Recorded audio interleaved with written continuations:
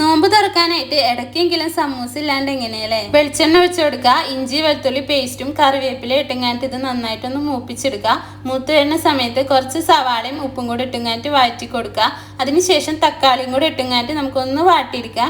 ഇനി പൊടികളായിട്ട് ഇവിടെ മഞ്ഞൾപ്പൊടി, കുരുമുളക് പൊടി, കറിമസാലപ്പൊടി, ചെറിയ ജീരകം വലിയ ജീരകം കൂടെ പൊടിച്ചതൊരു നുള്ളി ഇത്രയും ഇട്ടുങ്ങാട്ട് നമുക്കൊന്ന് വഴറ്റിയെടുക്കുക. പൊടികളുടെ പച്ചമണം മാറി വരുന്ന സമയത്ത് ഉരുളൻകിഴങ്ങ് ചെറുതായിട്ട് എരിഞ്ഞതും ക്യാരറ്റ് ചെറുതായി എരിഞ്ഞതും ഇട്ട് കൊടുക്കുക. ക്യാരറ്റ് നമ്മൾ അരിഞ്ഞങ്ങാറ്റ് ഫ്രീസറിൽ സ്റ്റോർ ചെയ്തിരുന്നതാണ് കേട്ടോ, അതുകൊണ്ടാണ് ആ കട്ട പിടിച്ചിരിക്കുന്നത്. ഇനി ഇതിനകത്തേക്ക് കുറച്ച് ഉപ്പും കൂടി ഇട്ടുങ്ങാറ്റ് ഇതൊന്ന് വേവിച്ചെടുക്കുക. അത് പകുതി വേവായി വരുന്ന സമയത്ത് ഉപ്പിട്ട് വേവിച്ച് വെച്ചിരിക്കുന്ന ഗ്രീൻ പീസും കൂടെ ചേർത്ത് കൊടുക്കുക.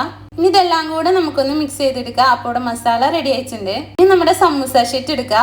ഈ രീതിയിലൊന്ന് ഫോൾഡ് ചെയ്ത് കൊടുക്കുക. ചെറിയൊരു അബദ്ധം പറ്റിയിട്ടുണ്ടായിരുന്നു. സമൂസ ഒക്കെ ഉണ്ടാക്കി കഴിഞ്ഞിട്ട് നമ്മൾ ലാസ്റ്റ് ഒരു വീഡിയോ എടുക്കുമല്ലോ, അത് എടുക്കാൻ മറന്നു പോയിട്ടുണ്ടായിരുന്നു കേട്ടോ. അതെടുക്കുന്നത് വരെ ഉള്ളതിന്റെ നമുക്ക് ഇതിനകത്തേക്ക് നമ്മുടെ ഫില്ലിങ്സ് നിറച്ചു കൊടുക്കുക.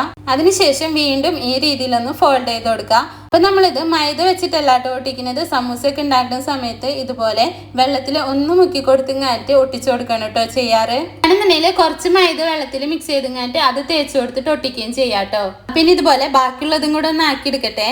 ഉണ്ടാക്കുന്ന സമയത്ത് ഇതുപോലെ കുറച്ച് കൂടുതൽ ഉണ്ടാക്കിയിട്ടുണ്ടെങ്കിൽ നമുക്ക് ആവശ്യത്തിനുള്ള എടുത്തിട്ട് ബാക്കി നേരെ ഫ്രീസറിൽ വെക്കാട്ടോ. നമ്മൾ ഉന്നക്കായ വറുത്തെടുത്ത് അതേ എണ്ണയിൽ തന്നെയാണ് ഇട്ട് കൊടുക്കുന്നത്. അതുകൊണ്ട് ഉന്നക്കായ ഒട്ടിപ്പിടിച്ചതാണ് കേട്ടോ ആ കറുത്ത കളറിൽ കാണുന്നത്. അപ്പൊ അതിനകത്ത് നമ്മുടെ സമൂസയും കൂടെ ഇട്ടുങ്ങാറ്റ് ഇതുപോലെ ഒന്ന് കളർ മാറി ഒരു ബ്രൗൺ കളറായി വരുന്ന സമയത്ത് നമ്മൾ വറുത്ത് കോരി എടുക്കുന്നുണ്ട്. അപ്പൊ നമ്മുടെ സമൂസ ഇവിടെ റെഡി ആയിട്ടുണ്ട് കേട്ടോ.